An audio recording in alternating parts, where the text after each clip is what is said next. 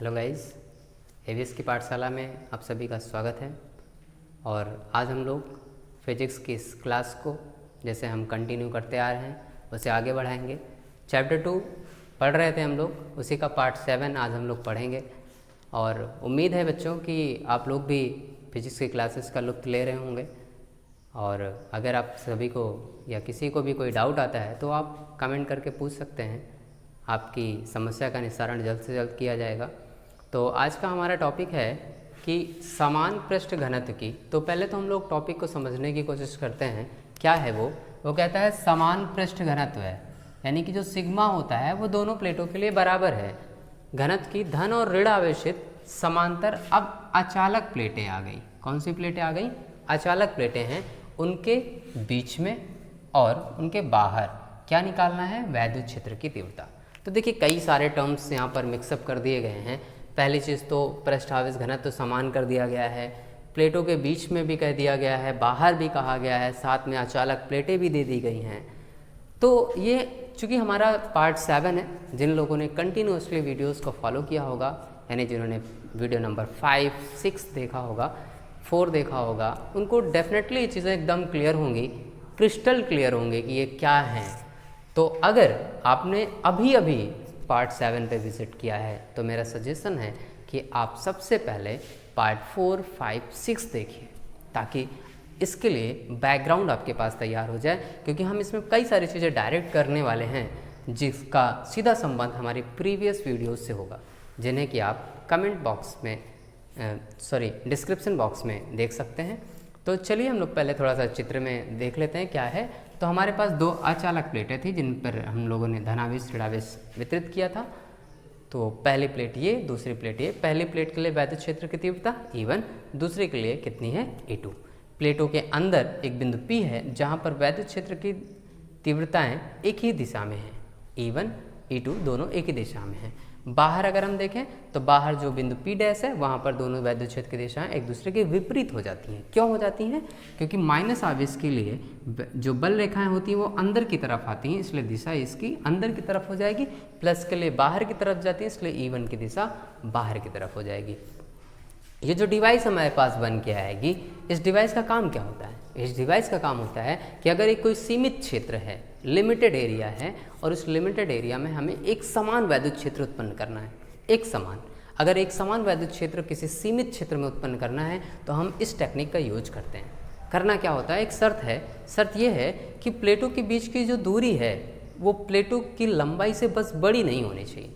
अगर बड़ी नहीं है तो आप इनके बीच में एक समान वैद्युत क्षेत्र उत्पन्न कर सकते हैं। तो इस बात से तो क्लियर हो ही गया है कि अगर पॉइंट यहाँ पर P है, अगर हम यहाँ पर कोई पॉइंट Q ले लें, या यहाँ पर कोई पॉइंट R ले लें, या यहाँ कोई पॉइंट S ले लें, तो इन सारे पॉइंट पर भी क्या होगी? वैद्युत क्षेत्र की तीव्रता समान होगी।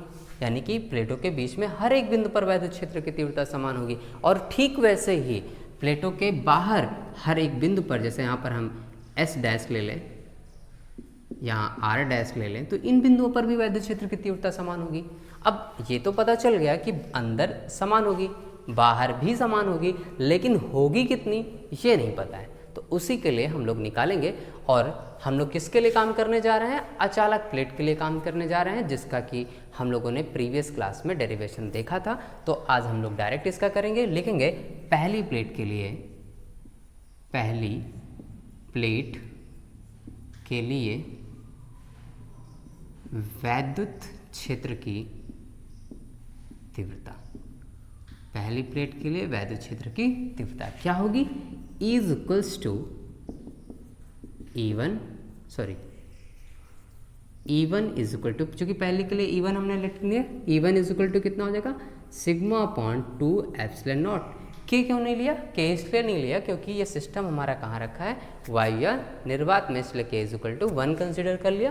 तो E1 is equal to sigma upon कितना आ गया? 2 epsilon naught. This is equation number 1। इसी तरीके से हम लोग निकालेंगे किसके लिए? दूसरी प्लेट के लिए। दूसरी प्लेट के लिए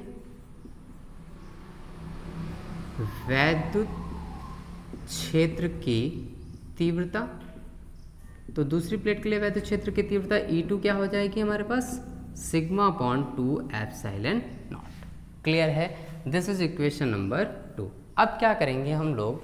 इन दोनों के लिए केस तो बना लिया हमने, E1 निकाल लिया, E2 निकाल लिया। अब हमारे पास दो केसेस बन रहे हैं कि अंदर का बन रहा है और एक बाहर का बन रहा है। तो हम पहले निकालेंगे प्लेटों के मध्य, प्लेटों के मध्य वैद्युत क्षेत्र की तीव्रता। अब प्लेटों के मध्य वैद्युत क्षेत्र की तीव्रता vector E is equals to कितना हो जाएगा, E1 vector plus E2 vector ही तो होगा। क्यों होगा, क्योंकि दोनों की दिशाएं एक ही तरफ हैं और ऐसा है तो जुड़ भी जाएंगे।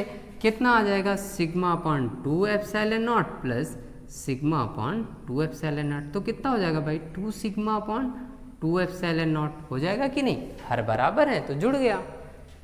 तो E इज इक्वल टू कितना निकल के आएगा, सिग्मा अपॉन एप्सिलॉन नॉट। ये वेक्टर फॉर्म में निकला है। Sigma is equal vector E is equal to कितना, सिग्मा अपॉन एप्सिलॉन नॉट। क्यों, क्योंकि 2 से 2 कैंसिल हो जाएगा। तो ये हमारा निकल के आया कि अगर प्लेटों के मध्य वैद्युत क्षेत्र की तीव्रता, तो प्लेटों के मध्य वैद्युत क्षेत्र की तीव्रता E इज इक्वल टू कितना है, सिग्मा अपॉन एप्सिलॉन नॉट। और चाहे बिंदु Q हो, चाहे R हो, चाहे S हो, इन सभी बिंदुओं पर भी यही वैद्युत क्षेत्र की तीव्रता आएगी। क्लियर है। अब हम लोग कहाँ पर निकालते हैं, आंतरिक बिंदु पर, सॉरी बाहरी बिंदु पर, बाहरी बिंदु पर। बाहरी बिंदु कितना है, P डैश पर क्या होगी, यहाँ पर लिख लिए बाहरी बिंदु P डैश पर क्या आएगी, वेक्टर इज इक्वल टू, चूंकि दोनों की दिशाएं एक दूसरे के विपरीत हैं तो क्या लिखा जाएगा, E1 वेक्टर माइनस का E2 वेक्टर। तो E1 कितना है, sigma upon epsilon not minus sigma upon 2 epsilon not minus sigma upon 2 epsilon not. Cancel हो जाएगा तो E कितना निकल के आएगा, 0 निकल के आएगा। इसका मतलब ये हुआ कि अगर समान पृष्ठ घनत्व की धनात्मक और ऋणात्मक दो प्लेटें हैं और उन प्लेटों के लिए वैद्युत क्षेत्र की तीव्रता निकालनी है, तो उनके अंदर यानी मध्य बिंदुओं पर, इन प्लेटों के मध्य बिंदुओं पर कहीं पर भी वैद्युत क्षेत्र की तीव्रता आप निकालेंगे तो निकलेगी E is equal to sigma upon epsilon naught. और इसके अंदर जितने भी आप बिंदु लेंगे हर जगह पर समान रूप से यही निकलेगी। अगर हम बाहर की बात करेंगे तो बाहर कितनी हो जाएगी, 0 हो जाएगी। यानी कि समान पृष्ठावेश घनत्व के लिए आंतर यानी मध्य बिंदुओं पर ये और बाहरी बिंदुओं पर ये।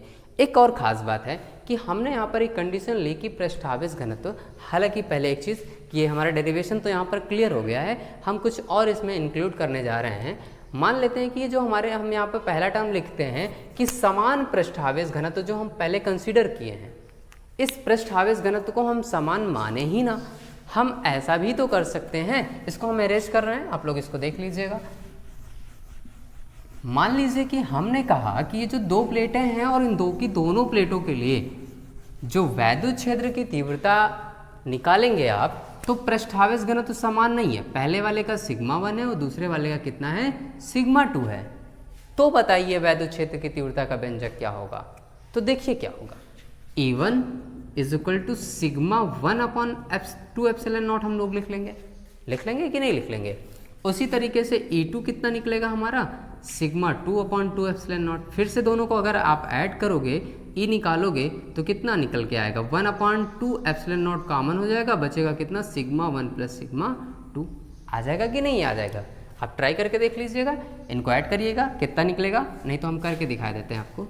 सिग्मा 1 अपॉन कितना, 2 epsilon not plus sigma 2 upon कितना, 2 एप्सिलॉन नॉट। तो देखिए ये कॉमन है ना, दोनों में हर बराबर है तो बाहर आ जाएगा 2 एप्सिलॉन नॉट। कितना बचा, सिग्मा 1 प्लस सिग्मा 2।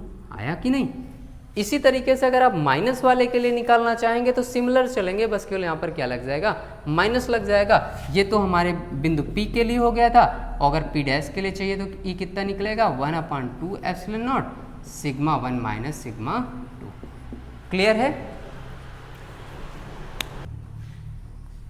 तो क्लियर हो गया। तो हम लोगों ने देख लिया कि अगर पृष्ठावेश घनत्व तो समान था तब निकाल लिया, अगर समान नहीं है तब भी निकाल लिया। तो अगर समान नहीं है तो ये एक्सप्रेशन बन जाएगा, अंदर के लिए यानी कि मध्य बिंदुओं पर लिए, और बाहर के लिए ये निकल आएगा। अब इसी में अगर हम कंडीशन लगा दें कि सिग्मा 1 सिग्मा 2 इक्वल हैं तो वही पुराना रिलेशन हमको मिल जाएगा। यहाँ लगा देंगे तो ये 0 हो जाएगा। क्लियर है। तो आई होप आपको ये जो वीडियो है वो पसंद आया होगा। तो अगर आपको ये वीडियो पसंद आया है तो आप लोग इस वीडियो को लाइक करें, ज़्यादा से ज़्यादा शेयर करें, और अगर आप हमारे चैनल पर नए आए हैं तो आप सबसे पहले चैनल को सब्सक्राइब करके बेल आइकन को दबाना ना भूलें, ताकि हमारी तरफ से आने वाला हर एक वैल्यूएबल वीडियो आप तक पहुंचता रहे और आपकी पढ़ाई निर्बाध रूप से चलती रहे। धन्यवाद।